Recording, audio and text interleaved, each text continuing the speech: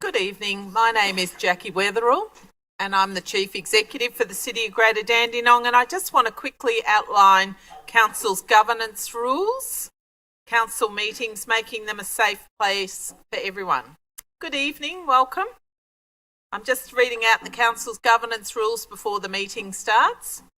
During the council meeting, members of the public cannot address the meeting outside of public question time, must not interject or act offensively, must remain seated, must switch your mobile phones to mute, must not operate any recording device, audio or visual without obtaining the consent from the Chief Executive Officer at least 3 days prior to the meeting, and can display placards or posters provided they're not offensive, do not obstruct entrances and exits to the chamber or impede any view or person. The Chair can direct any member of the public to stop interjecting or acting offensively. If that behaviour continues, the Chair can ask an authorised officer or a member of Victoria Police to remove members of the public from the chamber. Thank you. I'll now hand over to the Mayor. Thank you, Ms Weatherall. Item 1, meeting opening. 1.1, opening of the meeting. Welcome to the Ordinary Council meeting of 10th of November 2025. Item 1.2, attendance. Are there any apologies, Ms Weatherall? Yes, Mr Mayor, we have an apology this evening from Councillor Melinda Yim. Thank you, Ms Weatherall. We'll move on to item 1.3, acknowledgement of traditional custodians of land. Those who wish to stand for the acknowledgement to country are welcome to do so. We acknowledge the traditional custodians of this land, the Bunurong people, and pay respect to their elders past and present. We recognise and respect their continuing connections to climate, culture, country and waters, and we also pay our respect and acknowledge all Aboriginal and Torres Strait Islander peoples and their elders present here today, acknowledging their journey. Item 1.4, offering of prayer, reflection or affirmation. As part of Council's commitment to recognising the cultural and spiritual diversity of our community, the prayer, reflection or affirmation this evening will be offered by Jaswinder Singh, a member of the Greater Dandenong Interfaith Network. Welcome, Jaswinder.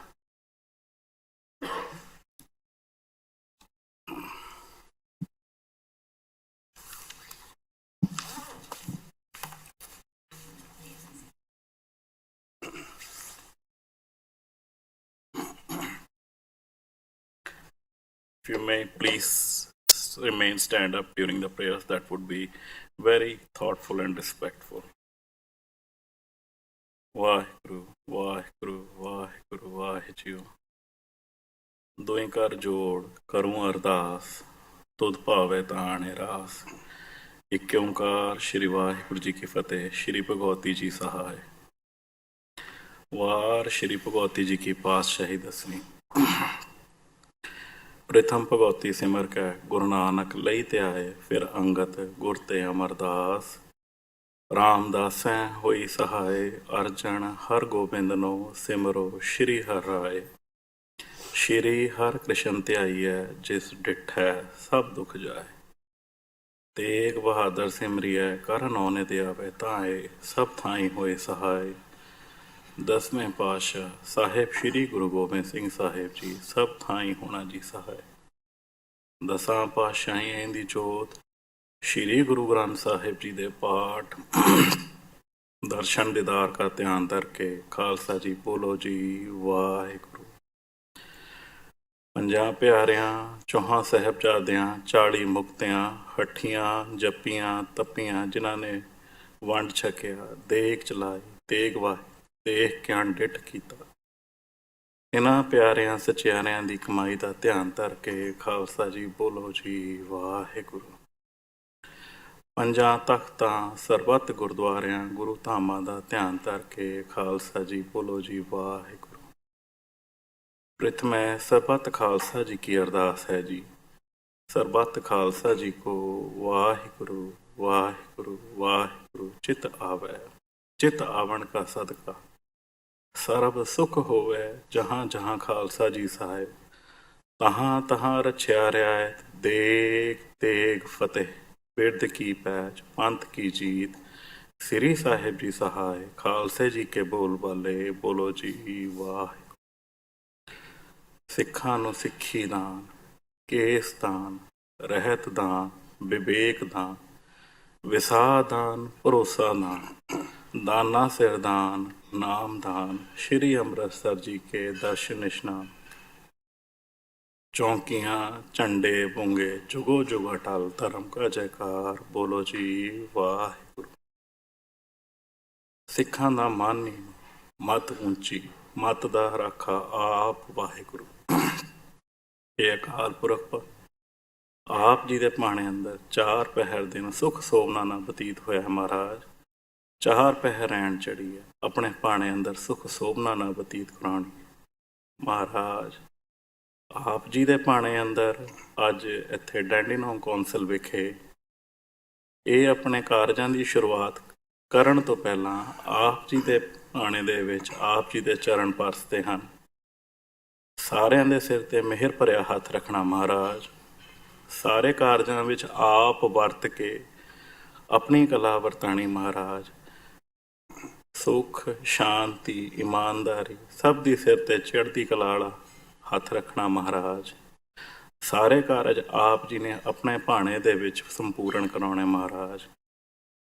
ਜੋ ਜੀ ਆਪ ਜੀ ਦੇ ਦਰ ਤੇ ਆਵੇ ਸੋ ਰਾਜੀ ਜਾਵੇ, ਸੁਖ ਹੋਵੇ ਨਾਮ ਚਿਤ ਆਵੇ, ਗੁਰੂ ਨਾਨਕ ਨਾਮ ਚੜ੍ਹਦੀ ਕਲਾ ਤੇਰੇ ਭਾਣੇ ਸਰਬੱਤ ਦਾ। ਵਾਹਿਗੁਰੂ ਜੀ ਕਾ ਖਾਲਸਾ, ਵਾਹਿਗੁਰੂ ਜੀ ਕੀ ਫਤਿਹ। Thank you, thanks load.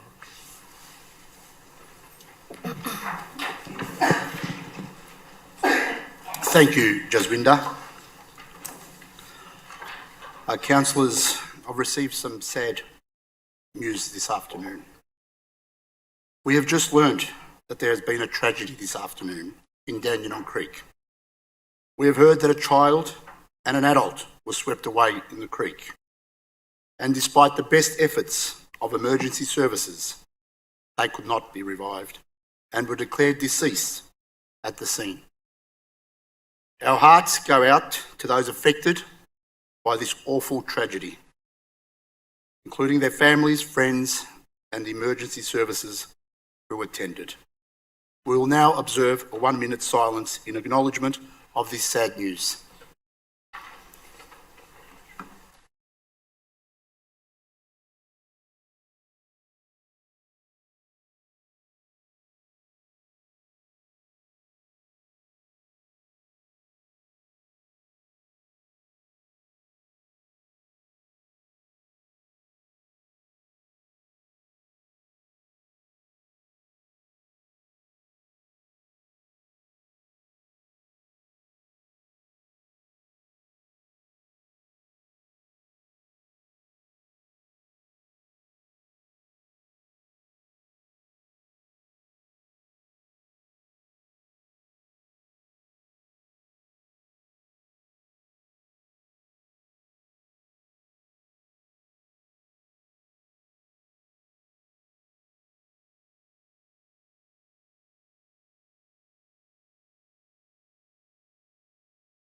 Thank you. Please be seated.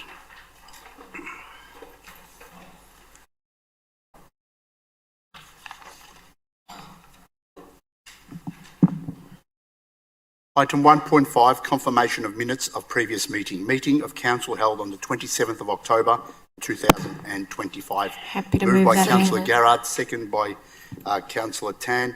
Are there any questions? Is there any opposition? There is no opposition. I declare the item carried. Item 1.6, disclosures of interest. Ms Weatherall. Thank you, Mayor. No one has acknowledged any disclosures of interest with me for this evening. Thank you, Ms Weatherall. Item 1.7, adoption of the Audit and Risk Committee meeting minutes. The Audit and Risk Committee held on the meeting on the 12th of September 2025, and the minutes of this meeting, as summarised in the following table, are presented to Council for adoption. Moved by Councillor Garrard, second by Deputy Mayor Tan. Are there any questions? Councillor Garrard. Thank you, Mayor. I have been asked by some residents why we don't report outcomes, any outcomes in the minutes of the Audit and Risk Committee, as other councils do. Will the council consider benchmarking against reporting of audit and risk committee outcomes to improve the information flow to the community on what is probably our most important committee. Ms Weatherall. Thank you, Councillor Garrard, and that's a terrific question. We've actually got a new chair at the moment, Mr Shatter, so I'll be pleased to do some benchmarking and discuss it with him and then provide an update to councillors. Thank you. Thank you, Ms Weatherall. Are there any further questions? Is there any opposition? If there is no opposition, I declare the item carried. Item 2, Officers' Reports, Part 1. 2.1, Petitions and Joint Letters. 2.1.1, Petitions and Joint Letters. Moved by Councillor Trung, second by Deputy Mayor Tan. Are there any questions? Is there any opposition? If there is no opposition, I declare the item carried. Item 3, Public Question Time. Ms Weatherall. Thank you, Mr Mayor. And our first questions this evening are from Nalaya Sire Peterson. And before reading the questions on Nalaya's behalf, we would like to extend our sincere condolences to Nalaya and her family for the sudden loss of her son Levi to meningococcal B in late September. We truly appreciate Nalaya's strength and determination in responding to the tragic loss of Levi with a health campaign to benefit others. And I'll now read her question. It concerns meningococcal B vaccine access. Why isn't Victoria funding it like other states? And her first question is, why is the meningococcal B vaccine not included in the Victorian immunisation program like the ACWY vaccine given to infants and teens, as meningococcal B cases are rising and lead to death within hours of contracting the disease or end up living with permanent disability? Can I ask Ms Gillies, our Executive Director of Community Strengthening, to respond? Gillies. Through you, Mayor, thank you, Nolia, for your questions, and please also accept my sincere condolences for the tragic loss of Levi. City of Greater Dandenong is absolutely committed to supporting access to the meningococcal B vaccine to protect our community from this serious disease. Our efforts to date include, in 2023, Council received a $20,000 grant to provide free meningococcal B vaccines to the community. Due to the high demand, Council established an in-house immunisation service, which is now operating on a fee basis. Since the program's launch in 2024, Council's immunisation service has administered over 350 meningococcal B vaccines. We actively promote vaccine awareness through social media, community networks and health channels. Families attending our childhood immunisation sessions receive education and advice about the vaccine from our immunisation nurses. While we strive to improve access, we recognise the cost remains a barrier for many. As outlined in tonight's Council meeting agenda, Council will advocate to the State Government for the inclusion of the funded meningococcal B vaccination in the state program. Thank you, Ms Gillies. Ms Weatherall. Thank you. And Nalaya's second question is, why is there inequity between states to fund this vaccine, given that this is a serious and deadly disease that can strike at any time to anyone, and South Australia, Queensland and the Northern Territory have recognised the need to protect their communities? Can I ask Ms Gillies to respond? Gillies. Through you, Mayor. The meningococcal ACWY vaccine is funded by the federal government and included in the National Immunisation Program for infants and adolescents. The meningococcal B vaccine is not currently part of the National Immunisation Program, though some states have incorporated it into their own programs. Consistent with the notice of motion on tonight's agenda, Council will continue to advocate for the inclusion of funded meningococcal B vaccination in Victoria. Thank you. Thank you, Ms Gillies. Ms Weatherall. Thank you. And Nolaya's last question is, given the extreme financial impact on the government and families when a child survives after contracting meningococcal B, living with lifelong disabilities that cost millions of dollars over their lifetime, why isn't this factored into the decision not to fund the meningococcal B vaccine to infants and teens? Has the government conducted a cost savings analysis? Could I ask Ms Gillies to respond? Ms Gillies. Through you, Mayor, and thank you again for the question. Certainly this one would be best addressed to the state government and the federal government authorities. However, as mentioned, we will continue to advocate in support of this vaccination being included in the Victorian state program. Thank you, Ms Gillies. Ms Weatherill. Thank you, Mr Mayor. And our next question is from Fiona of Dandenong. A question was received regarding an alleged matter that occurred at the Dandenong market. I just seek to advise that this matter has been referred to Victoria Police, who will contact the questioner directly. Fiona of Dandenong has a second question as well. Conflicting council statements on Pride sticker implementation. At last council meeting, I was advised a response to my question that council was installing the Pride rainbow stickers that was recommended by the Dandenong LGBTQA+ Advisory Committee. Then 30 minutes later, council advised Councillor Rhonda that they were looking to creating a universal sticker to install instead of the stickers they had just previously advised they were installing. Why did council advise they were going to install the Pride stickers as recommended by the committee when they advised they had plans to go against the committee, and the councillors that passed this recommendation decided to look into installing a sticker based on their own agenda and biased views? Can I ask Ms Sajari, Executive Director Strategy and Corporate Services, to respond? Ms Sajari. To you, Mayor. Thank you, Fiona, for your question. I confirm that my team has already ordered the required number of the progress stickers from Hairs and Heinous based on the Pride Centre advice, and these followed consultation with both Pride Centre staff and the Pride of the South East Group of Council to identify the most appropriate stickers available.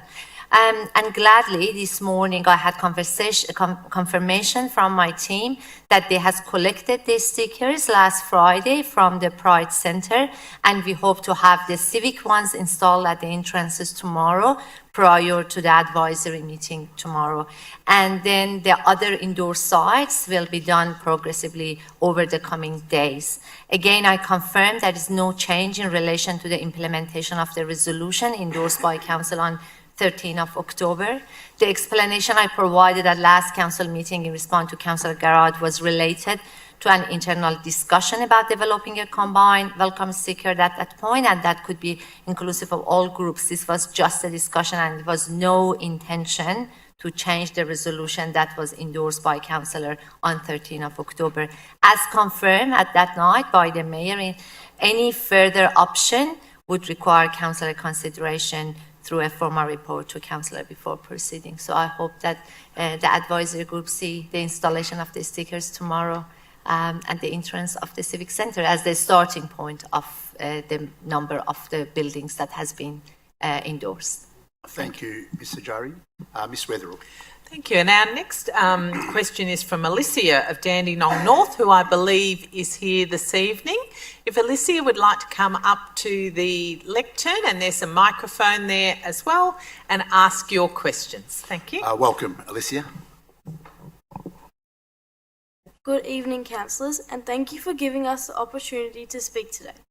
Established in 1977, Lindale United Football Club has proudly served the Greater Dandenong community for nearly 50 years.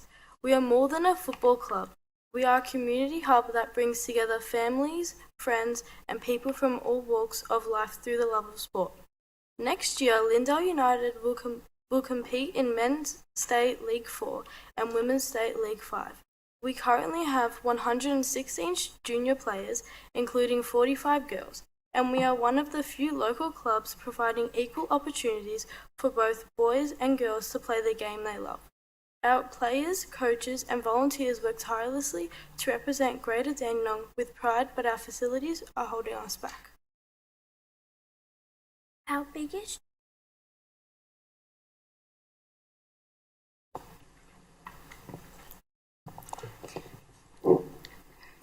biggest challenge right now is our soccer pitch. It is uneven, full of sand patches and in poor condition. When it rains, which it often does during the winter season, the ground becomes waterlogged, trapping water and creating large puddles. When we play, the ball barely rolls across the surface. This isn't just frustrating, it's unsafe. Young players are slipping, twisting ankles and losing interest because they can't play properly. The drainage system desperately needs upgrading, and with better planning, the orientation of the ground could allow for an additional pitch, giving our rapidly growing club the space it needs to thrive. We were promised potential upgrades with our master plan back in 2019. While we truly appreciate the new canteen, it has been a wonderful improvement. The pitch remains the heart of the club, and it urgently needs attention. Improving sports facilities like ours is one of the most direct, proven ways to change that. Investing in Lindale United means investing in the health and well-being of our local children and families. Miss Gillies. Our second concern is our car park. Right now it's small, crowded and confusing. Parents often have to park on nearby streets and walk their children across busy roads. There are no clear lines or proper layout, which makes it unsafe and stressful, especially during night games and training sessions. A well-designed car park isn't just a convenience, it's a matter of safety and accessibility. With the growing number of players and spectators, this improvement is essential to keeping our community safe.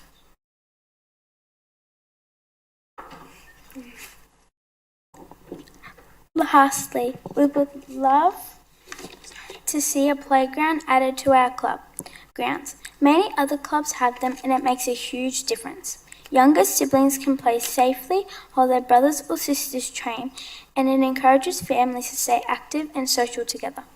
In an age where many children spend hours on screens, a playground offers a healthy outdoor alternative, promoting movement, creativity, and better mental well-being. It is a small investment that brings big community returns. Lindale United Football Club has been part of Greater Dandenong community for almost half a century. We've done everything we can with what we have, but now we need your help.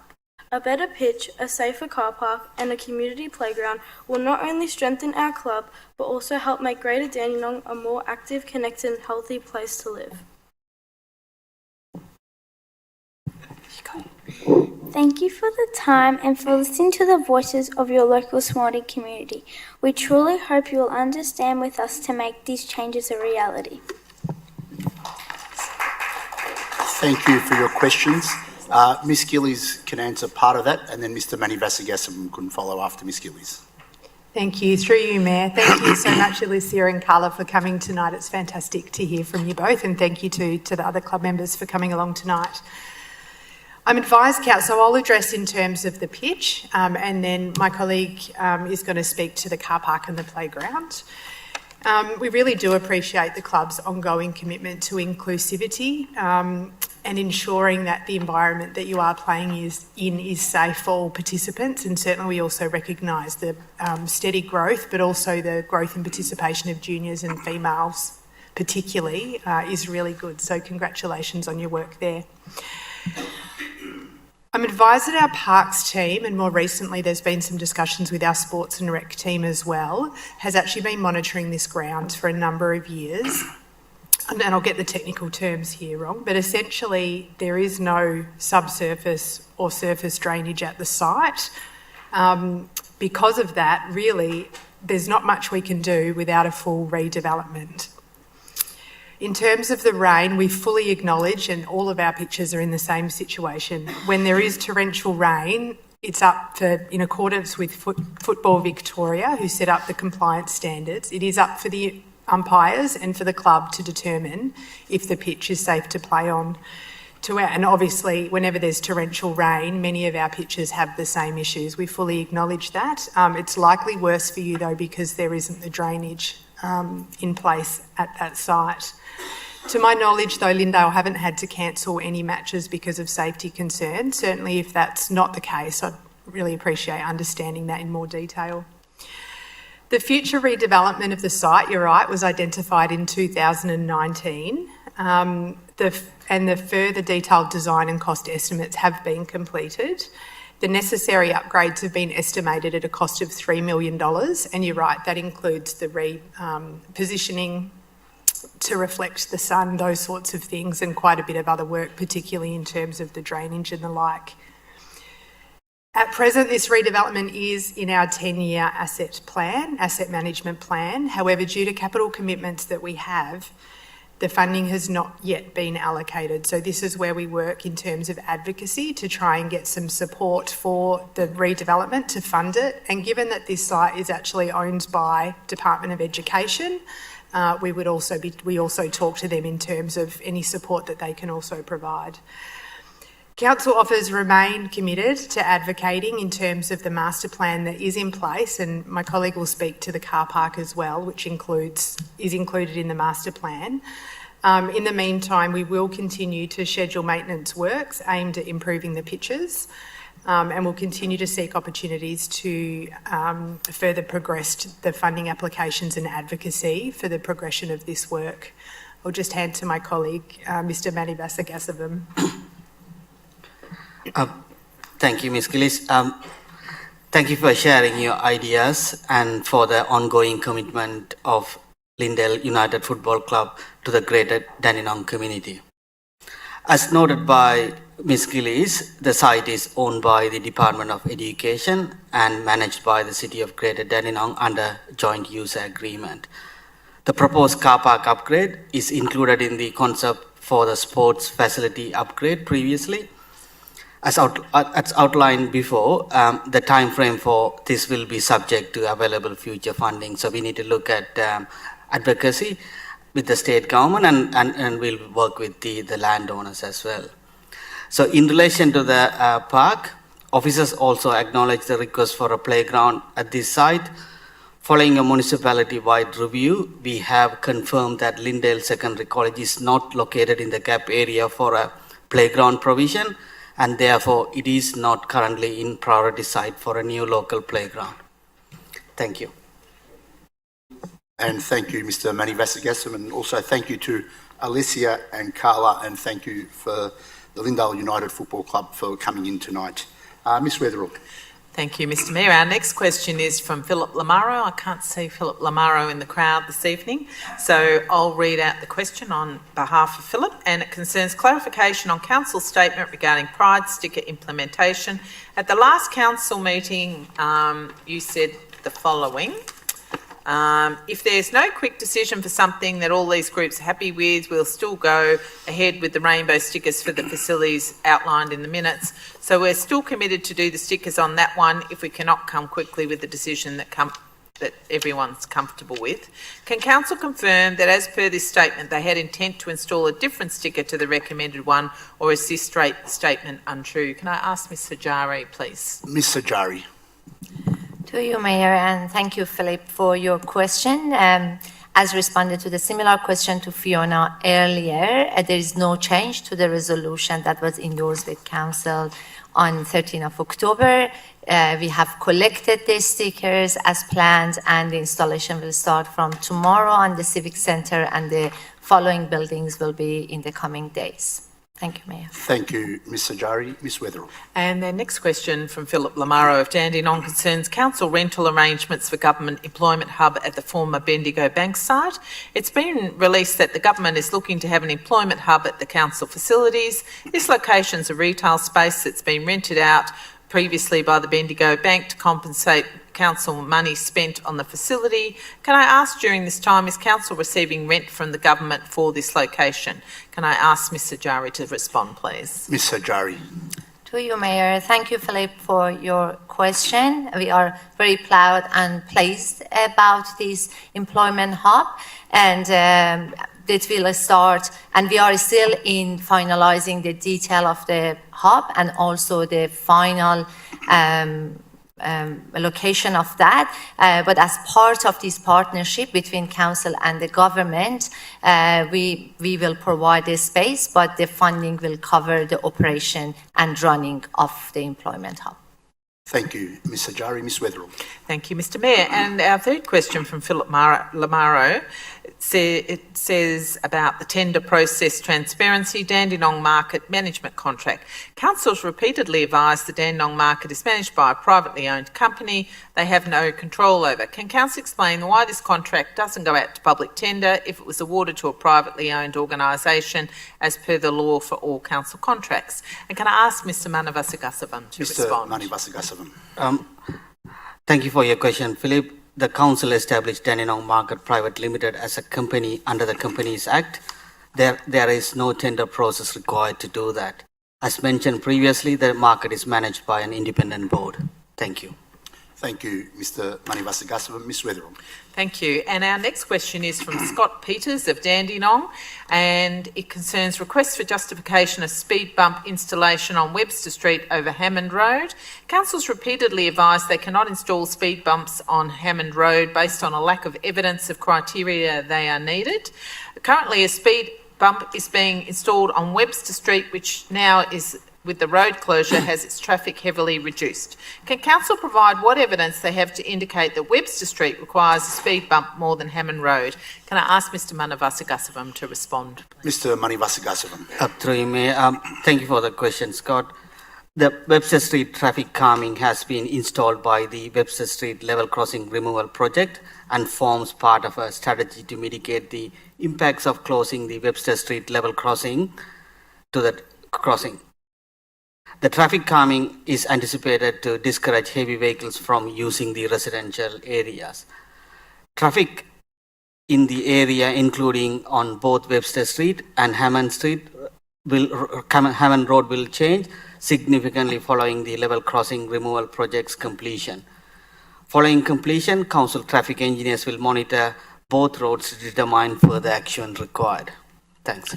Thank you, Mr Manavasagasavam. Ms Weatherill. Thank you. And our next question from Scott Peters of Dandenong concerns proposal to plant trees in Cheltenham and Greens Road medium strip near Eastlink. Can Council look at planting trees in the medium strip of Cheltenham Road and Greens Road near the Eastlink overpass? Council have planted trees on the side strips, but the medium strip that has no overpower lines is a perfect place to plant gum trees to increase our tree canopy. Can I ask Mr Manavasagasavam to respond, please? Mr Manavasagasavam. Through you, Mayor. The centre medians near the Eastlink overpass are maintained and managed by the Vic Roads. Inquiry will be sent to Vic Roads for the consideration. Thanks. Thank you, Mr Manavasagasavam. Ms Weatherill. Thank you, Mr Mayor. And our next question is from Darcy John of Dandenong, and it concerns a request for a reduction of speed limit or speed humps to improve safety on Hammond Road. Living on Hammond Road is currently an unsafe nightmare. Can Council please look at lowering the speed limit or installing speed bumps to make it safer for residents? Can I ask Mr Manavasagasavam to respond, please? Mr Manavasagasavam. Through you, Mayor. As previously answered, at this time, due to the lower number and type of accidents occurring on Hammond Road, it is not eligible for funding under the Federal Black Spot Program or other streams of funding for road safety infrastructure. Traffic in the areas is changing significantly due to the level crossing removal projects nearby. Following the completion, council traffic engineers will monitor Hammond Road to determine if any further action required. Thank you, Mr Manavasagasavam. Ms Weatherill. Thank you, Mr Mayor. And our last question for this evening is from Darcy John of Dandenong, and it concerns sealing of footpaths on Webster Street pedestrian underpass. With the Webster Street pedestrian underpass now complete, when is Council sealing the footpath as promised? Can I ask Mr Manavasagasavam to respond, Mr please? Manavasagasavam. Through Mayor, Council is currently working with the level crossing removal project to explore options to seal the shared user path between the underpass and Hammond Road. Thank you. Thank you, Mr Manavasagasavam. We'll move on to item 4, councillors. 4, Officers' Reports, Part 2, 4.1, Policy and Strategy, 4.1.1, Councillor Conflict of Interest Policy. Councillor Garrard. Thank you, Mayor. I rise to propose a deferment of the item 4.1.1. Okay, thank you. Councillor Garrard has proposed Happy to to defer the second that, item. Second by Councillor Milkovich. Are there any questions to that? Is there any opposition? If there is no opposition, that item will come at the next ordinary council meeting. Yes, thank you, Mayor. Thank you. Councillor Garrard? I just wanted to explain a little bit about why that was deferred. There are some outstanding questions regarding councillors being able to seek timely and, if required, independent conflict of interest advice. Also issues around transparency and publication. For these reasons, yes, it would be brought back to the next meeting. Okay, thank you, Councillor Garrett. And that's at the next ordinary council meeting. We'll move on to the next item, 4.1.2, draft of our Bright Green Future Strategy. Councillor Garrett. Thank you, Mayor. I rise to propose an amendment to this item. Do you want to read the amendments? Thank you, Mayor. The amendment has four components. The first, apologies, it's an alternate motion. Sorry, it's an amendment. You're amending the So it's an alternate motion with amendments. The original we've got the motion. motion. You're moving an amendment at the moment. It's not an alternate. It's an amendment. Okay, I was provided with. Okay, so it notes that the draft of the Green Futures Plan strategy and commends the work undertaken to consolidate the council's environmental and sustainability frameworks and the integrated planning framework. It requests that officers investigate the inclusion of the following additions: amendments to the strategies prior to the adoption to strengthen alignment with the Victorian Climate Council Act of 2017 and to ensure measurable outcomes by including the following additions: emissions baseline and reduction trajectory aligned with the state targets, climate adaptation and health resilience indicators, equity and inclusion lens in planning and evaluation,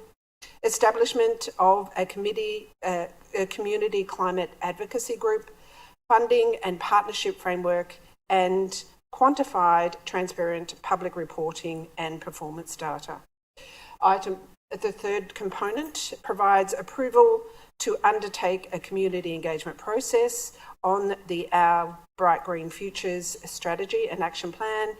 And the final item requests officers to table a council report responding to item 2 in the alternate and community feedback following the community engagement process. Thank you, Councillor Garrett. Actually, it is an alternate, so you've changed the recommendation. So it is an alternate, and I appreciate that. So we have Councillor Garrett has moved an alternate. Yes. Do we have a seconder? Sorry, can I amend that alternate?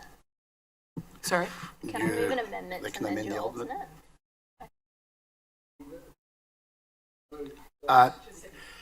If you second it, I mean, you have to ask the mover if they accept your alternate.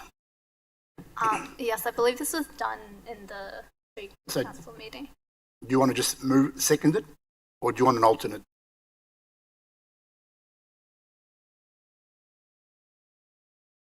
Councillors, I need a seconder. Second by Councillor Doe. Are there any questions to the alternate motion before us, councillors? Councillor O'Reilly, you have a question?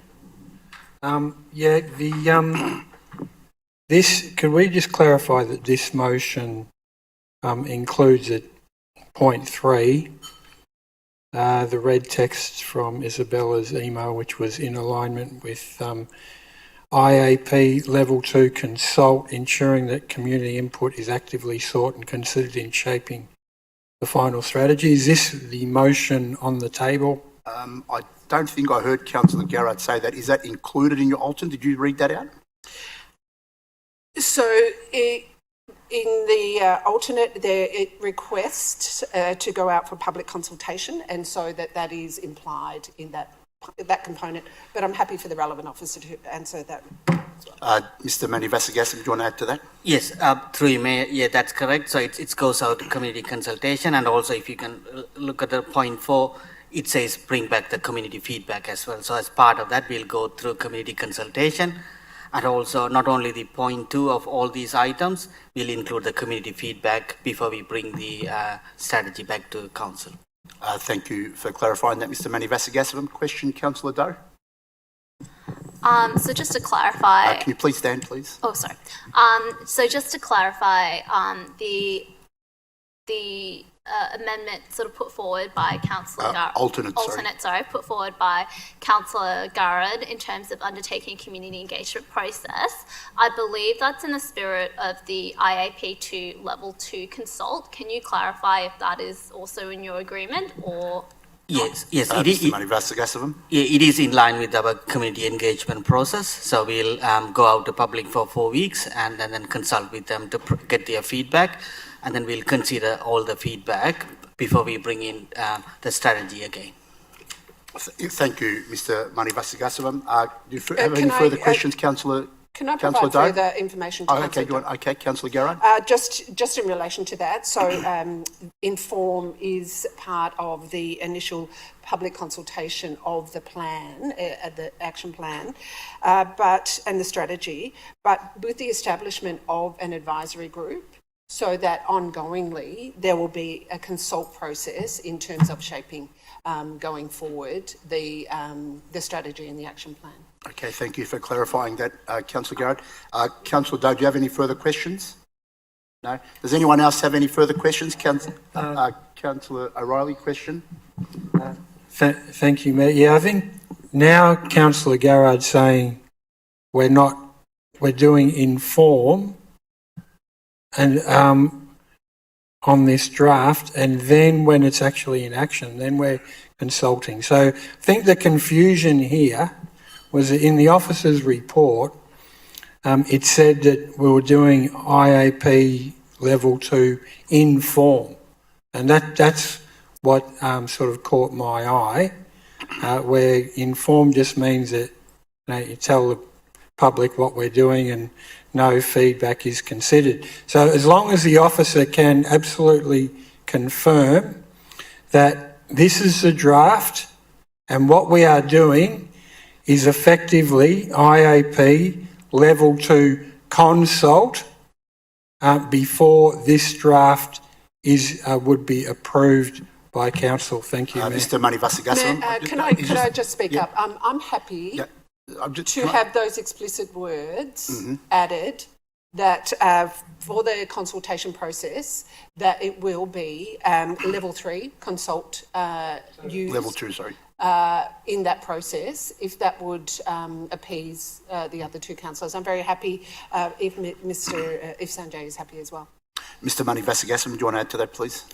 Yes, definitely. So I understand that, the report mentioned Inform, but with the discussion with the councillors, I can confirm that we'll go to community consultation, and also similar to IAP Level 2, we'll do the consultation, and then we'll bring back the community feedback, and also the point 2 of the alternate motion as well.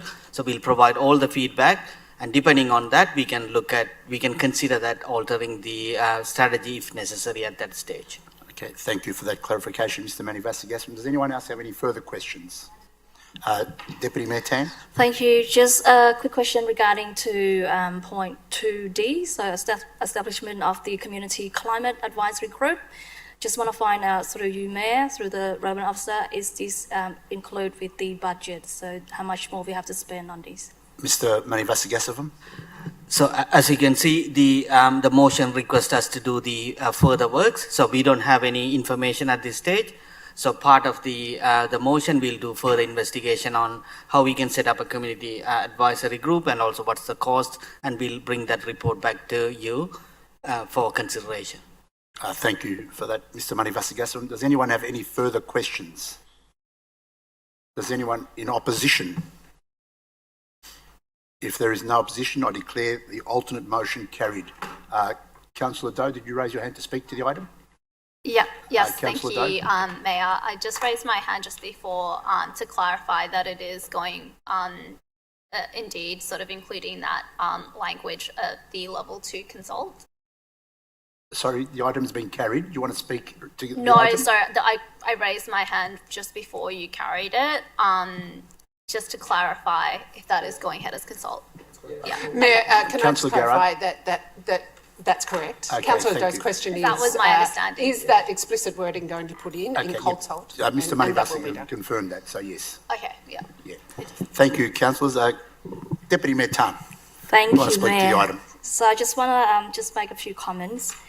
I commend our officers for making our sustainability objectives clear, measurable and relevant through their dedication and hard work on the draft, our Bright Green Future strategy. Consolidating these strategies down to one and keeping the action list tight will be able to bring a greater focus to this work.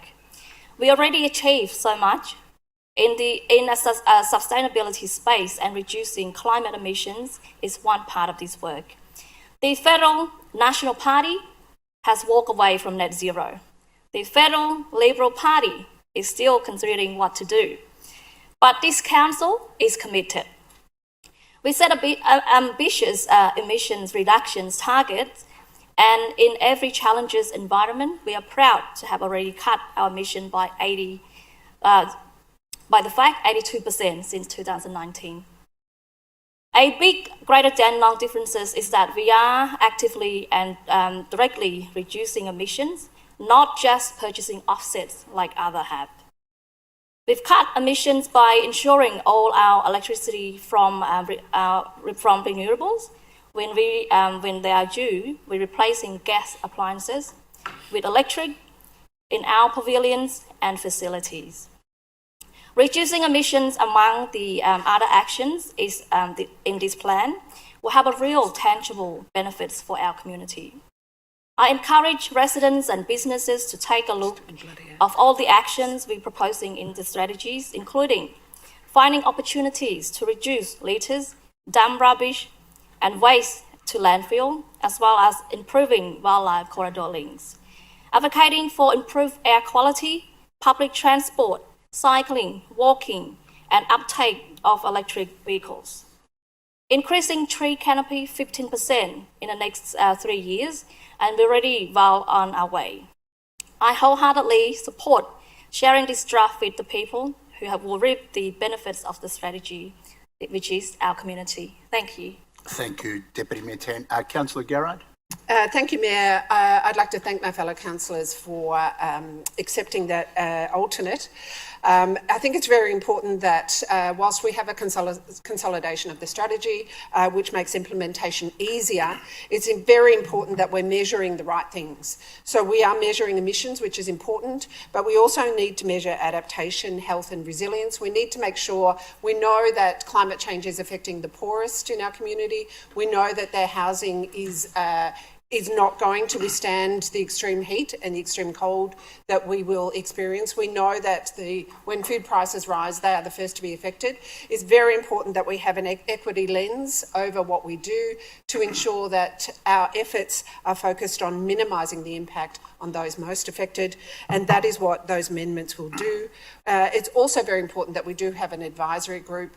It's very important that what is done in this council is done in reference to what our community want, and we can only do that when we actually have people sitting around the table. And so for those important changes to this, I thank my fellow councillors for allowing that to happen.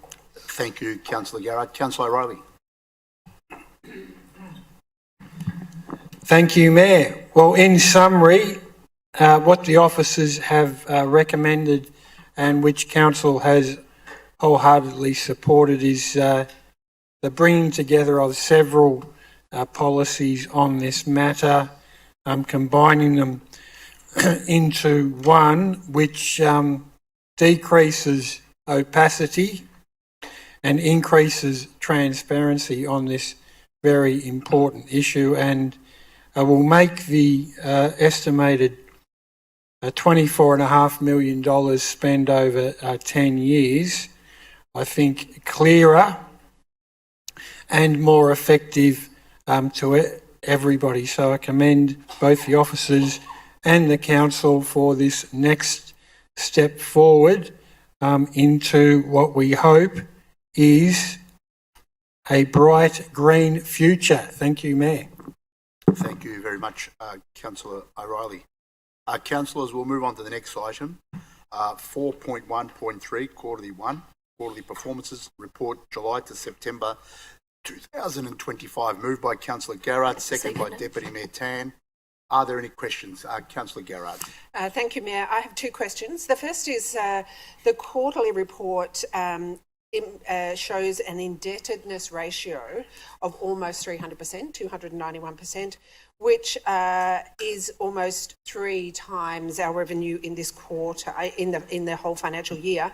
I understand this may be a timing issue due to early year revenue recognition, but my question is, can we explain this? It appears to be very high even for the first quarter, and can that be explained, and will that be resolved by the end of the financial year? Ms. Jerry? Thank you. Through you, Mayor. Thank you for the question, Councillor Garrett. It's, yes, a very high percentage at the moment, and that's mainly because it is a year-to-date result. So it's the first quarter, but it's not looking at a full year result. So yes, we do expect it to come back in line and not be that high at the end of the financial year. Thank you. Thank you, Ms. Geary. Thank you, Councillor Garrard. The second question, just referencing family daycare educator payments and corresponding income, which were down, suggesting lower participation and slower program activities over the quarter. Is our family daycare program in trouble? Ms. Gillies. Through you, Mayor, and thank you very much for the question.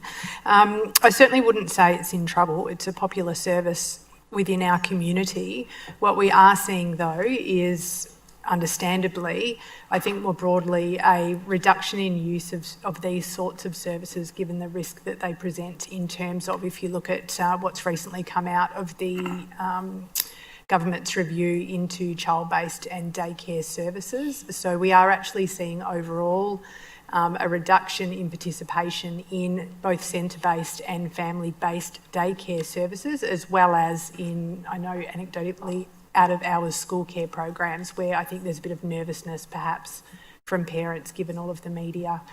So we'll continue to monitor that, but certainly we haven't reduced our numbers of educators. It's more been about attendance for the children that we do have. Thank you, Ms. Gillies. Any further questions, Councillor Garrard? Just in follow-up to that, can we be briefed on that? I know that this is both a big job creation program for many women, particularly from coal backgrounds, and it's also a low-cost childcare alternative for many working parents. Can we just, in a briefing session, have a detailed update? Thank you. Ms. Gillies? Through you, Mayor, absolutely. Thank you, Ms. Gillies. Any further questions, councillors? Is there any opposition? If there is no opposition, I declare the item carried. Item 4.2 Other, 4.2.1 Central Dandenong Summer Activation Program. Moved by Councillor Garrard. Happy to second it. Second by Deputy Mayor Tan. Are there any questions? Councillor Garrard. Thank you, Mayor. Can the relevant officer please clarify what there's a very vague assessment criteria and selection process in determining who will get the grants, the activation grants. Can there be more clarity and transparency around that? And also, what is the evaluation criteria? Mr. Mani Vasagasavam. Through you, Mayor. Since this is a pilot program, we didn't want to sort of restrict the ideas coming in as part of the criteria. So we are open to every ideas, but definitely through this pilot program, we will learn few things. And for the next years, if council decided to continue, we will have more concrete criteria as part of that. Definitely, we don't have any sort of a concrete criteria. What's that going to be fun? We need to see what's available and what's ideas coming through. So the officers will got a working group. We'll assess that as part of the process. Thank you, Mr. Mani Vasagasavam. Any further questions? Any further questions, councillors? Is there any opposition? If there is no opposition, I declare the item carried. 4.2.2 Mayoral and Councillor Task Force Supporting People Seeking Asylum, LGN, New South Wales, Annual Conference. Moved by Councillor Garrard. Happy to second it. Second by Deputy Mayor Tan. Are there any questions? Is there any opposition? If there is no opposition, I declare the item carried. Item 4.2.3, report on matters discussed at councillor briefing sessions and pre-council meeting. Moved by Councillor Garrard. Seconded. Second by Deputy Mayor Tan. Are there any questions? Is there any opposition? If there is no opposition, I declare the item carried. Item 4.2.4, list of registered correspondence to the Mayor and Councillors. Moved by Councillor Happy to second that, Mayor. Second by Councillor Formoso. Are there any questions? Is there any opposition? If there is no opposition, I declare the item carried. Item 5, notice of motion. 5.1, notice of motion number 14, advocating for equitable immunisation access and reinstatement of Prime Immunisation Program. Councillor Formoso. Thanks, Mayor. I'd like to move this motion with an amendment, if I could. After Do you want to read the amendment, please? Yep, some further consultation with my colleagues. So line 1, 2 and 3 are the same. I'll read them all out. 1 is express Council's deep concern regarding the exclusion of meningococcal B from Victoria's immunisation schedule. Number 2, continue to advocate for the reinstatement of funding for Prime to safeguard immunisation access for refugee and asylum seeker communities. And 3, request a meeting with the Minister for Health to discuss these matters and the broader public health impacts on our community. And we're adding 4 and 5, which is request the Victorian State Government Department of Health provide updated immunisation uptake data, release a summary of the final evaluation report, consider reinstating or redesigning targeted immunisation funding, and this data will enable council and local health partners to quantify the impact of the funding cessation and collaborate constructively with the state government on a recovery and reinvestment plan. And number 5 notes that the post of the cessation of Prime service providers, including the Royal Children's Hospitals, Immigrant Health Services have reported a reduction in immunisation coverage and increased risk of preventable disease outbreaks in Melbourne's southeast metropolitan area, where approximately half of Victoria's humanitarian intake now resides. These risks are particularly acute, Mayor. Thank you. Councillor Formoso has moved an amendment. Do we have a seconder? Councillor Garrard. Are there any questions, councillors? Is there any opposition? If there is no opposition, the amendment is carried. Councillor Formoso. Thanks, Mayor. Look, I really want to extend my deepest thanks to my fellow councillors for unanimously supporting this really important notice of motion. And I don't really bring notices of motion to chambers, if ever. So I think this one, we've really stood together and stand for a stronger immunisation access, public health equity and the wellbeing of every family in Greater Dandenong and beyond, which is incredibly important. So thank you. Unfortunately, I hope Nolia is watching tonight. Nolia did want to attend here in person, but couldn't make it to chambers. So I wanted to really thank her from the bottom of my heart for advocating so strongly under really unimaginable circumstances. I don't even know how Nolia is taking this in her stride and really trying to just showing incredible courage and grace in sharing her story and calling for change.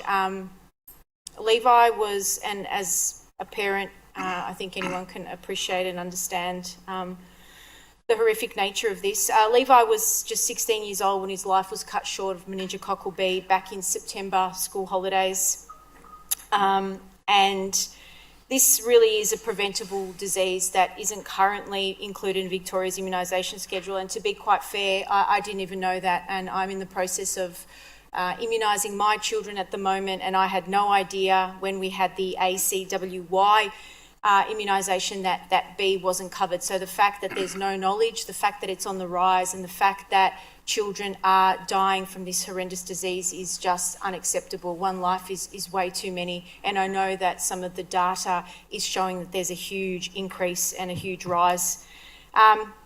Despite her unimaginable grief, Nolia has channeled her pain into purpose, advocating tirelessly so that no other family needs to endure what they have gone through and that same amount of heartbreak. Her strength, compassion and determination are truly inspiring, and this motion is a testament to her advocacy and Levi's legacy, and I hope this is a small step in the right direction for Nolia and of course for Levi's legacy. I just want to really thank Nulia again for turning her grief into action. This is just remarkable what she's doing under these circumstances, and her bravery will save lives and ensure that Levi's light continues to shine through for change. So thank you once again. Thank you, Councillor Formoso. Councillor Garrard. Thank you, Mayor. I just want to also speak to the motion and thank Councillor Formoso for raising it. I think it's really important that we understand that the Prime program was so successful and increased by 60% the vaccination rates because it is nothing like a GP program, which is what the state government have forced refugee and humanitarian residents to now use. This was an outreach program with bilingual staff, that it was a catch-up program and a gap assessment program. It was also being able to be used without Medicare cards by those that had not been issued with their cards as yet. It was also able to input data into the immunisation register so that we had clarity on immunisation rates. It also ensured that many people that come from countries without immunisation or without an understanding of an immunisation process had that education in their language by cultural and bilingual staff. It is nothing like a GP program, and therefore we are seeing dramatic drops in immunisation rates as evidenced through the Royal Children's and Monash Health data programs. This is unacceptable, and it is unacceptable that poor communities like ours with a high humanitarian refugee population are completely unfunded, knowing this is a life-saving program. So I strongly advocate that the state government re-look at this. It's not an expensive program, it's incredibly successful, and it must be reinstated. Thank you, Councillor Garrard. Councillors, we'll move on to the next item, item 6, reports from councillors, delegated members and councillor questions. Councillors, today marks the final meeting of my 6th term as Mayor. It has been a remarkable year for the City of Greater Dandenong, a year in which our businesses, residents, community organisations, sporting clubs and young people have all achieved so much and contributed to making our city even better place to live, work and thrive. Last month, I was honoured to have my 20 years of service as a councillor recognised by the Municipal Association of Victoria. People often ask why, after 20 years as a councillor and 6 terms as Mayor, I continue to serve. The answer is simple.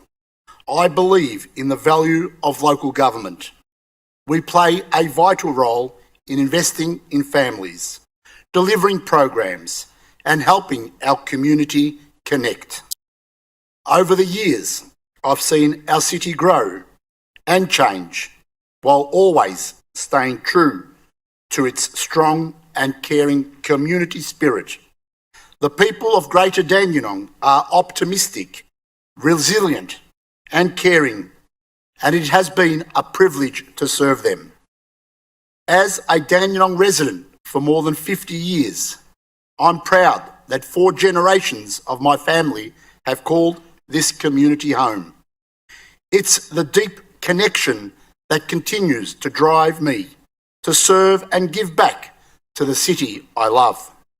My passion and commitment to our community remain as strong today as they were in 2005, when I was first elected to council. I am so grateful to all the residents who inspire me every day to ensure we remain the city of opportunity and welcoming home for everyone.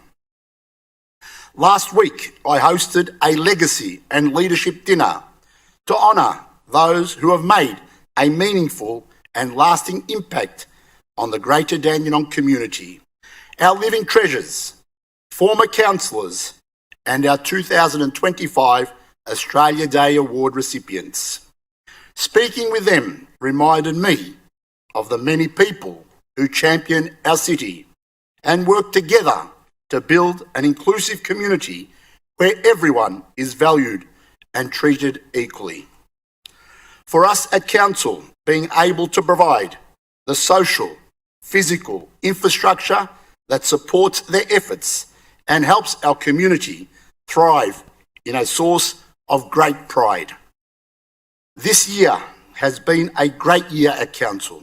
I was reflecting on it with our CEO Jackie Weatherall today, and we recorded some of our thoughts. Can we please play the video now?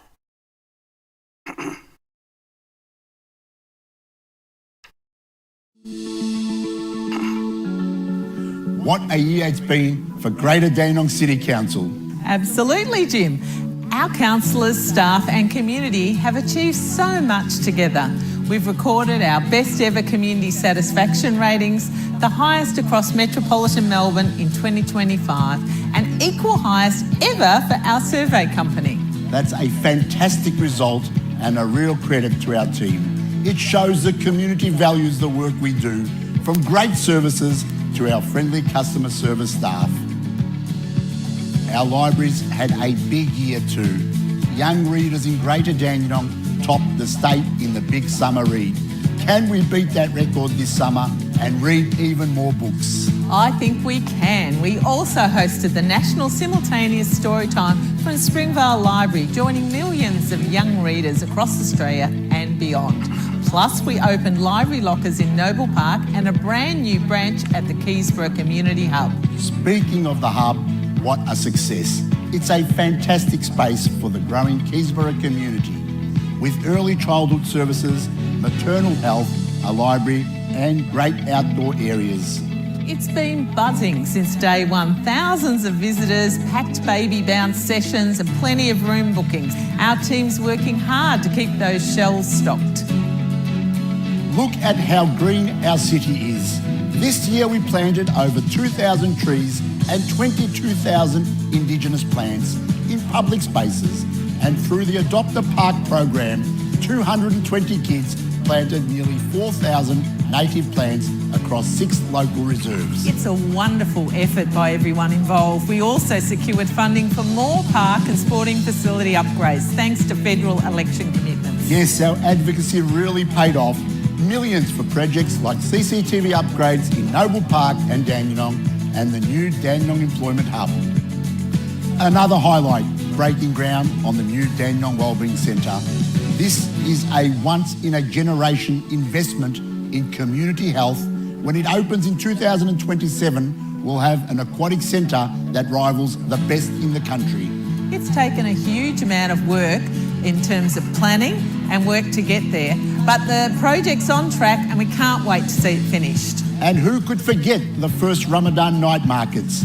Harmony Square and Thomas Street came alive. Tens of thousands of people enjoying food and festivities. We're thrilled to support the markets again in 2026, even bigger and better. Our team's already working with organisers and summer's looking great too. Dandy vibes, carols by candlelight and of course New Year's Eve fireworks. We've also picked up some amazing awards this year.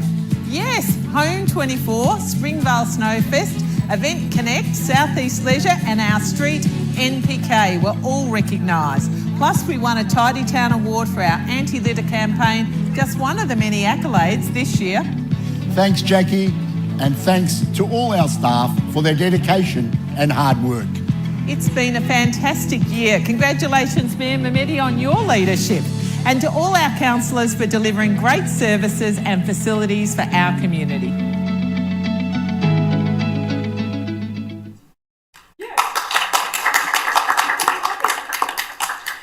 Yes, we have a lot to be proud of. This list of highlights could be much longer, but we don't have all night. Reflecting on our major investments, like the Keysborough Community Hub, the Dandenong Wellbeing Centre, and before that the Springvale Community Hub, and this building with its magnificent library, I always say, the people of this community deserve the best, because your postcode shouldn't determine the quality of facilities you have. Thank you to my fellow councillors for your collaboration, commitment and shared vision throughout the year. Together, we've turned ideas into action and achieved meaningful outcomes for our community. I would also like to express my sincere thanks to our Deputy Mayor, Councillor Sophie Tan, for her support, dedication, insight and teamwork. Sophie, your contribution has been invaluable in helping us achieve our goals and serve our community with integrity and purpose.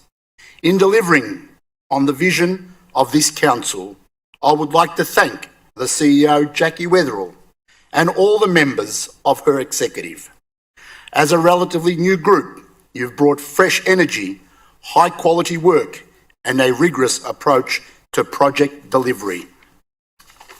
Thanks also to the council officers for the pride you take and the dedication you show in serving our community and its residents. A special thank you to the Mayor and Councillor's Executive Assistant, Jo Thorne. I really appreciate Jo's support, not only over the past 12 months, but throughout the past 20 years. Jo began not long after I was elected, and I speak on behalf of all councillors when I thank her for her professionalism, dedication and friendship. She has been a trusted support, knowledge and experience, and we are truly grateful for everything she does. Thank you again to our community leaders, from service providers to community organisations and sporting clubs, faith and business leaders. You are the backbone of our community, and it is a pleasure to work in partnership with you. And finally, my heartfelt thanks to my wife, Mary, who keeps our family running while I'm out at events and meetings. I honestly couldn't do this without Mary by my side. Her guidance, patience and unwavering support makes all the difference and means the world to me. To our children, their partners and our wonderful grandchildren, you inspire and motivate me every day. Thank you for your constant encouragement and for reminding me of what truly matters. Thank you, everyone.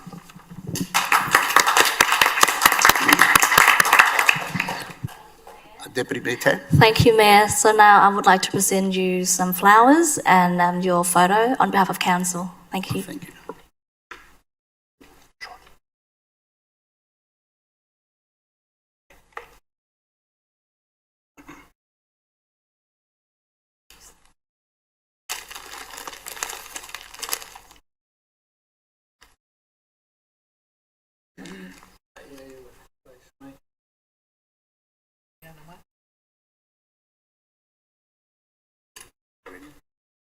As well, if you like.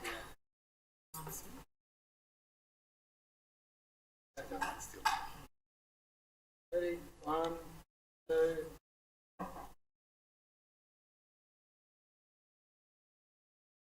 Thank you.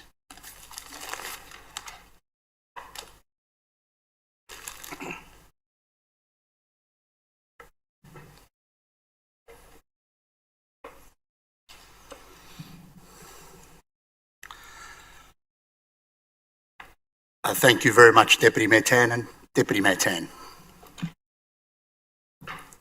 Thank you, Mayor. I'd also like to do my outgoing speech. This is our last day. So good evening, Mayor Jim Amedi, fellow councillors, CEO, executive staff, and most importantly, our residents and community of Greater Dandenong. As I conclude my term as Deputy Mayor, I stand here with deep gratitude and great pride. Serving our city has been one of the greatest honours of my professional life, and I want to thank each and every one of you for your trust and confidence that you place in me. This city is remarkable, a place of incredible diversity, resilience, and many possibilities. It's also my home for over 30 years. As someone with a background in business and commerce and financial services, I have always believed in the power of strong planning, responsible governance, and community partnerships to deliver a real result. and real outcome. I want to thank Mayor Councillor Jim Meany for giving me a lot of opportunities to act on your behalf over the last 12 months, whether conducting citizenship ceremonies, chairing CVS council meetings, representing council for many events, occasions, meeting with the ministers and MPs advocating for our council, and working closely with the CEO and executive team. I enjoy every minute of it. Over the past year, Council worked with the community to develop and endorse many new plans. Council plans for 2025 to 29, got annual plan, long-term financial service plan, revenue and rating plan, 2025 to 29, got asset management plan, and we also adopted our budget 2025 to 26. So all these plans have a strong focus on our community, outcomes and impacts. As per our annual report endorsement in mid-October, show that we delivered progress on some of our key projects, strengthened our community, providing high quality of services, and laid a strong foundation for the future of our city. I'd like to highlight several of our key achievements over the year, as some of them already been highlighted in your video, Mayor. So firstly, congratulate to Greater Dandenong on our community satisfaction score. We've got 7.5 out of 10, which is the highest results across metropolitan Melbourne. So that's to show that the community is happy with the Greater Dandenong performance overall. We have 60 million investment in infrastructure that has seen a significant improvement in community facilities, recreation spaces, roads and footpaths. We see the construction starting for Dandenong Wellbeing Centre, which is started in July, one of the largest projects that Council has undertaken and expected to deliver completed by 2027. We've done the officially opening of the Keysborough Community Hub, which is in early September. Community already enjoying the benefit of this facility, and we can't wait to see kindergarten and childcare open early next year. These are the long-term investments that will serve for generations.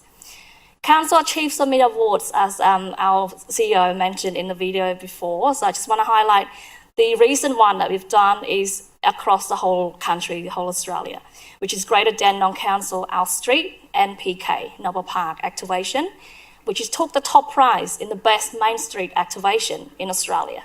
We're not talking about just a few councils, this is the whole Australia.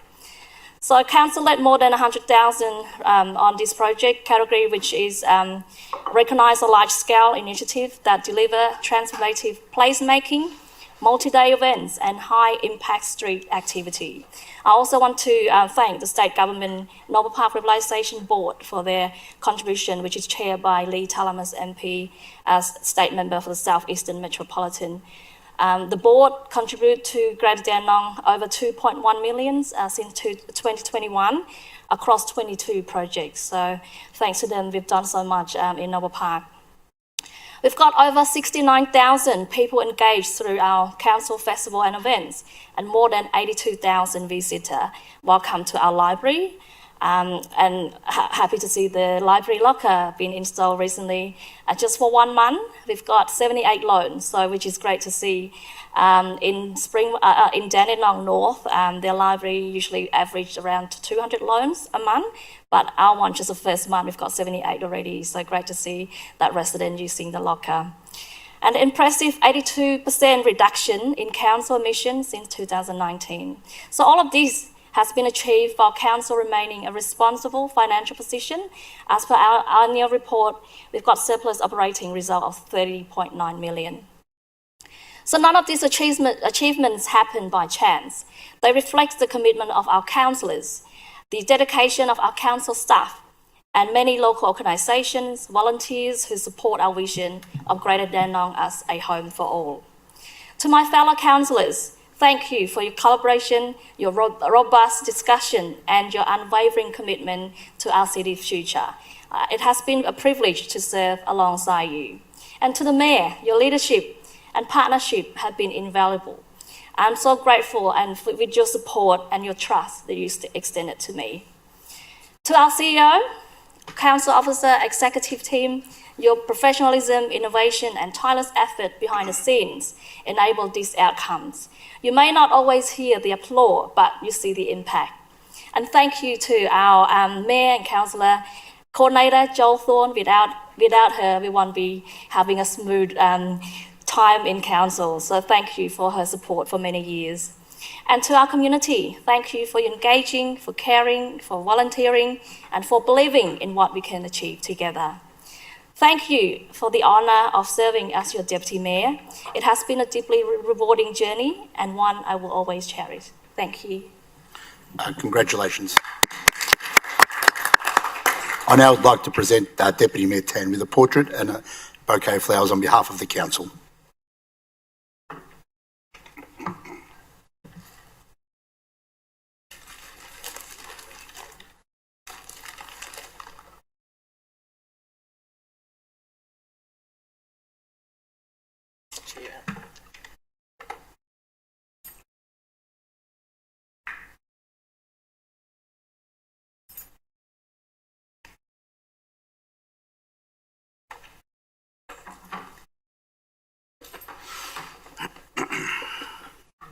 And I will table my report tonight. Thanks, Mayor. Thank you, Deputy Mayor Tan. Councillor Dunn. Thank you very much, Mayor. Look, unfortunately, I've been a bit unwell over the past few days, so I wasn't able to get out too much, but I wanted to just highlight the Dandenong show, which occurred over the weekend. I know the weather was particularly challenging, especially with the heavy rain on Saturday, but I just wanted to acknowledge the families that turned up, the store holders, organisers, staff, volunteers and the committee members who helped to make that happen, and I hope it was still a successful weekend. Also wanted to acknowledge the Legacy and Leadership Dinner that you hosted, Mayor. While I was an apology due to illness, I think it's important to acknowledge and celebrate those who have served our community in a very meaningful way in the past, including former councillors, regardless of political background, living treasures and our past Australia Day award winners. I think it's really important to also acknowledge that a lot of these individuals have contributed through volunteer work or very modest wages, dedicating their time and energy to making our city better. Their service deserves recognition, and I thank them for the legacy and for all the work that they've helped build in our community. On a final note tonight, I just wanted to also take a moment to acknowledge yourself, Mayor, and yourself, Deputy Mayor Tan, on your final meeting tonight in your current positions. Firstly, Councillor Tan, as my neighbouring ward councillor, you've been incredibly active all year. Your residents in Noble Park recognise that, given all the events that you've attended and all the residents that you've met with over the past 12 months. And I look forward to continuing our close relationship as we work to better improve our community in Noble Park. And also my ward, neighbouring ward councillor to the east of Yarraman Ward, Mayor. Your experience has been vital throughout this year, working incredibly hard to bring people together, representing our city with pride and being present at the countless community events of all the energy that you have. I believe this is now your 5th term as Mayor? Six, seven? No, it's your 6th. That's right. I lost count so many times. But look, that's no small feat at all. But I know that the role that you have is very demanding, but I look forward to you getting straight back out there again as we work together to represent our shared constituents in Dandenong with the energy and dedication that everyone has come to know. Thank you. Thank you, Councillor Dunn. Councillor Trung. Thanks, Mr. Mayor. I attend the Legacy and Leadership Dinner organised by you and also the Council at the Keysborough Community Centre on the Thursday, 6th of November to 25. I have an opportunity to see to meet many former councillors and former mayors over there. On the last Sunday night, I attended the fundraising organized by the Vietnamese people for the United Nations High Commissioner for Refugee they raised up over $200,000 at about people who live in the camp in 1981 to 1983. I donate $1,300 for them. Thank you. Thank you, Councillor Trung. Councillor Formoso.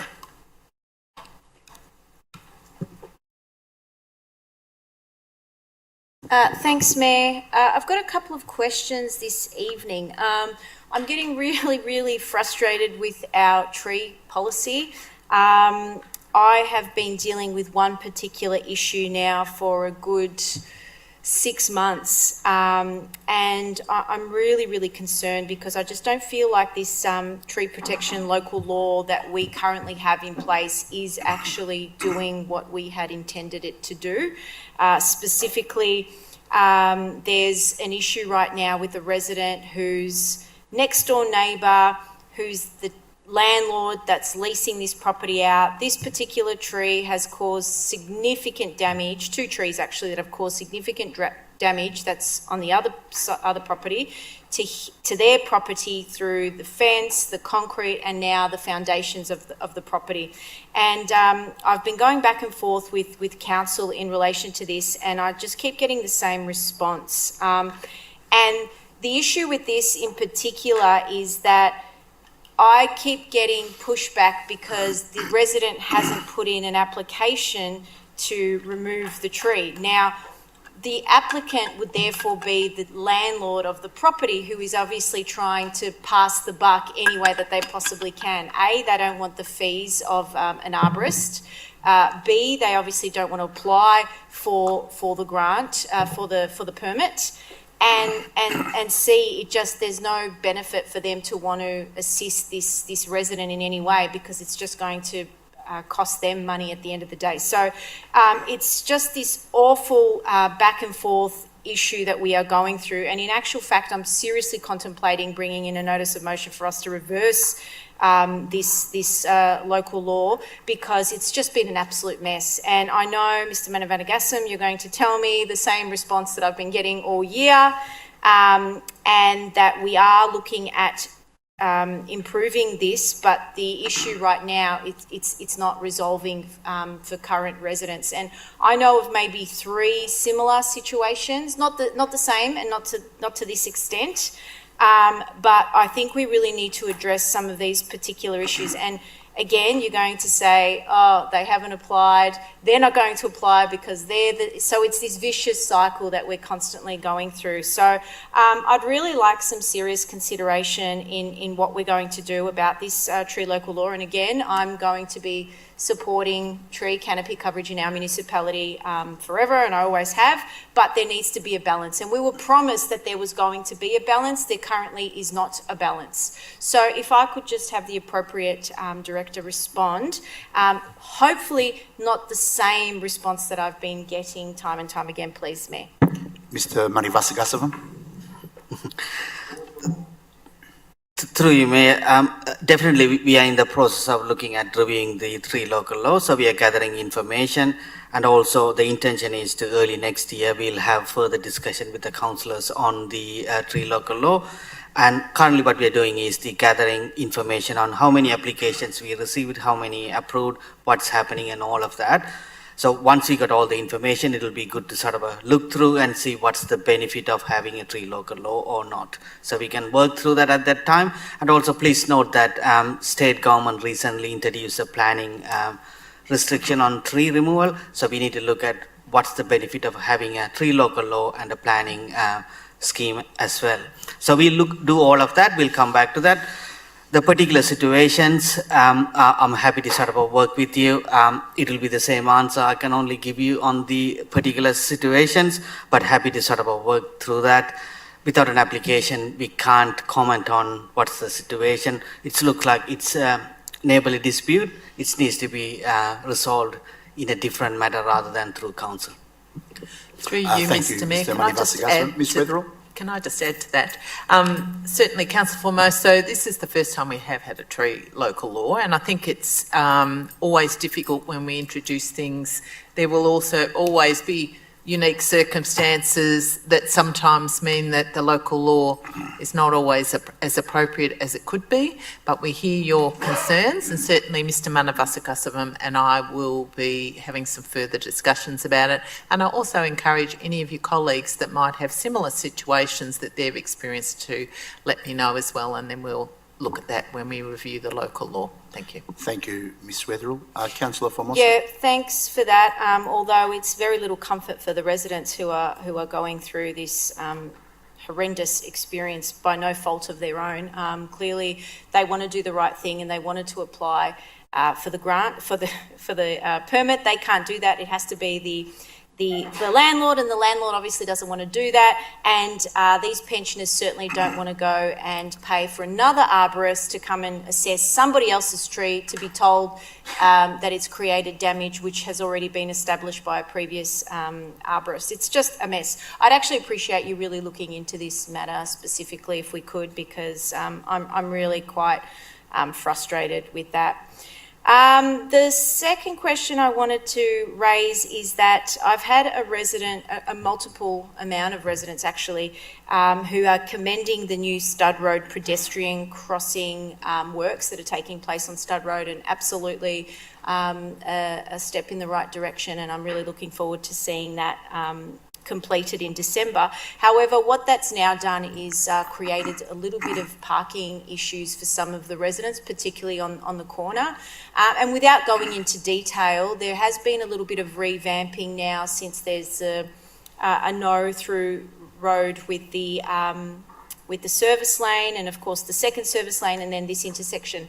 Now, I've actually sent a couple of emails, as has a resident, in regards to not necessarily a parking permit, but some sort of restrictions along that particular stretch of road, because what we found previously, prior to the works being done for the intersection, there are locals that are parking in the street because they've been pushed out of the basketball stadium. So what we're finding is that there's workers that are parking their cars in that street and then getting collected by colleagues who are taking them onto their next destination. So therefore, that's causing a bit of congestion and issues. So some form of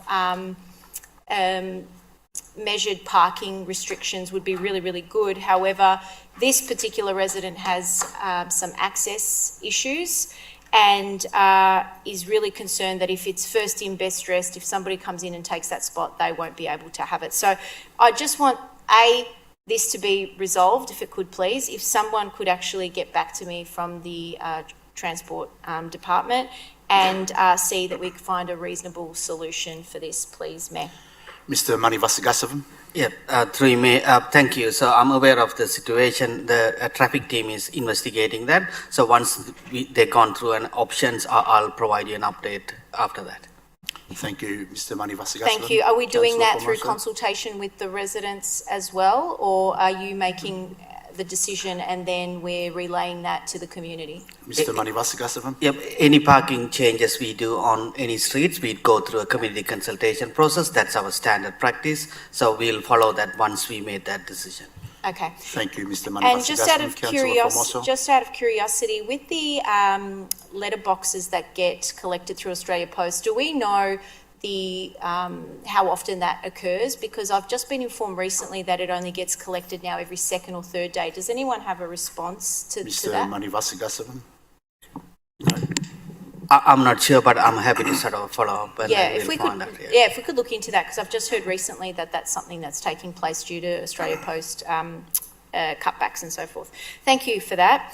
Thirdly, I'd really like to thank Carla and Alessia from Lindale United Soccer Club for coming in this evening. That was really quite inspiring for these young girls to come in and advocate for their club, and obviously the club is doing incredible work. They've doubled in the amount of members and patrons that they have, so the fact that they've come out here and want to be heard as young and up and coming footballers here in our community, and knowing that we're the least active, I think it's really important that we have that kind of advocacy from our community. But also, what's disappointing is that when the club did actually try to apply for a state grant, they were knocked back due to being told that they weren't a priority for our list of clubs that are going to apply for this particular grant. So if I could just get a better understanding, and if this could be relayed to all of the councillors in relation to how we process, how clubs apply through council for state-funded, federal-funded grants, because I think there's a huge discrepancy with what clubs actually assume happens, what actually happens, and what we as councillors know that occurs. Because in my view, after everything that I've seen in our community and the amount of work that clubs are doing, I've not seen any other club do what Lindell is doing in terms of increasing participation, females, juniors, etc. in our municipality. I mean, they're ticking all the boxes but just keep getting roadblocks. So if I could just get the appropriate director to respond. Ms Gillies. Through you, Mayor, thank you so much, Councillor Formoso, for your question.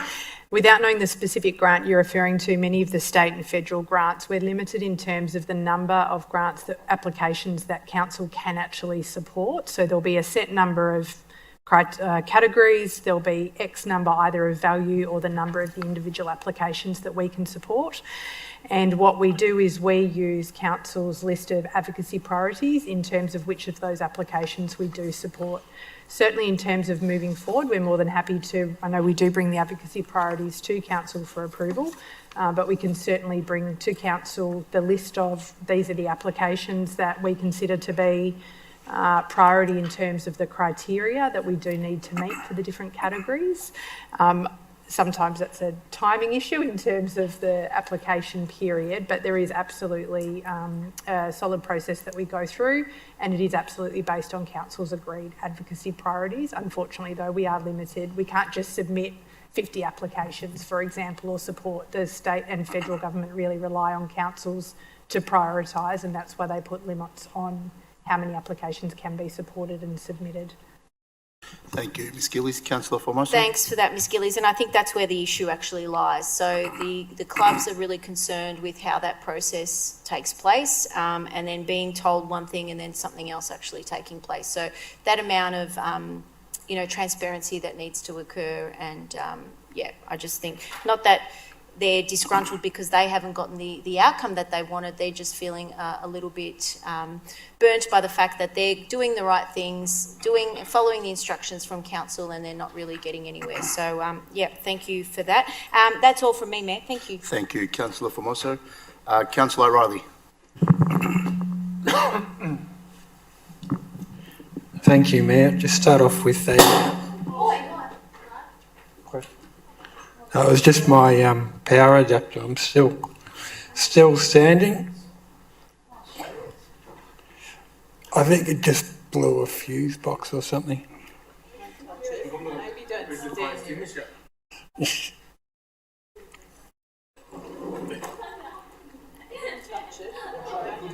Yeah, don't.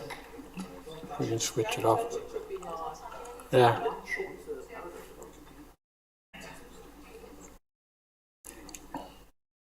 No, I can keep going on while that's investigated. Yeah. Okay. Thank you, Councillor O'Reilly. So, thank you. All right, I can continue.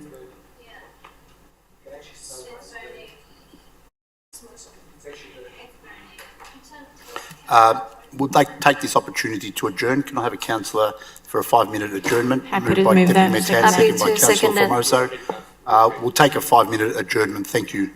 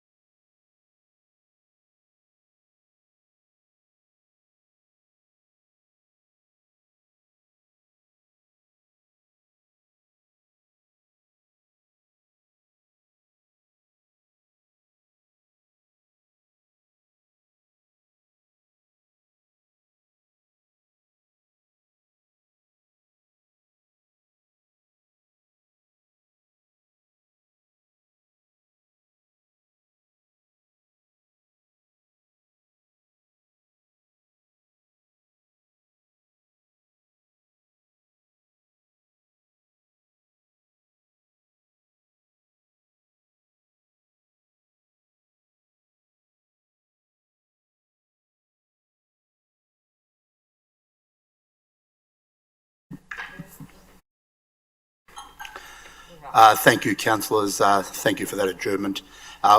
Councillor O'Reilly. Thank you, Mayor. Just wanted to start off with a question because I had one inquiry from a resident. It's a question without notice to the relevant director regarding noise complaints, noisy neighbours. And looking at our website,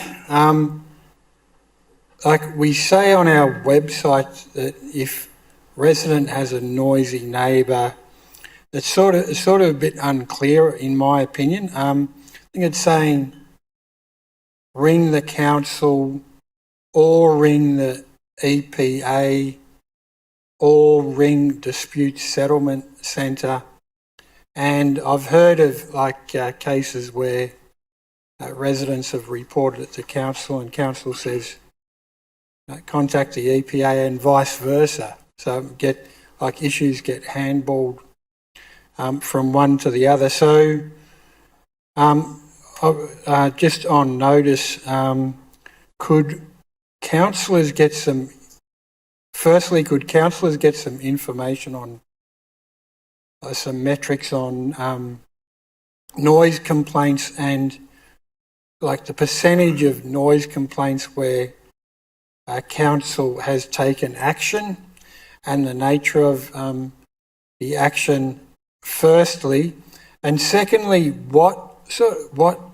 now notice on the website it talks about making diary entries. I'm just interested if that actually helps the process. So I just want advice from relevant director as in how council actually handles noisy neighbour complaints, and for it to be clearer what they should do, and if it is not really worth contacting council unless they've got a certain amount of evidence, then we should be communicating that clearer. So that's the question without notice. Thank you, Mayor. Mr. Manivasagasavam. Through you, Mayor. Thank you for that question. Yeah, happy to sort of look at our website to see whether we can clarify further information around the noise complaints handling. And also I'm happy to provide information on councillors on what matters we manage and EPA get involved. And also wanted to add that having a diary it's helpful for our investigations as well. But I'm happy to have a look at that and provide further information on that. Thanks. Thank you, Mr. Manivasagasavam. Councillor O'Reilly. Thank you, Mayor. So congratulations. So firstly, congratulate Deputy Mayor Sophie Tan for her contribution, and especially congratulate Sophie on her demeanour, consultative, even-handed, balanced, willing to listen and ask for information and advice in the way that she's handled the position. So I think she's been really good, even-handed leader for all councillors. So congratulations on your term, Deputy Mayor. And moving to yourself, Mayor Jim Mehmedi, congratulations on a really stable year where we've achieved quite a lot, as you've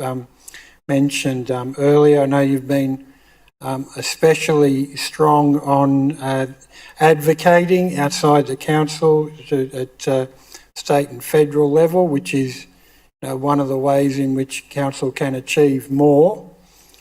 You've been in Canberra talking with MPs on different issues, for example, Back Your Neighbour. And I think I was just reflecting that both yourself and Sophie are the two most experienced people this council has had in those positions.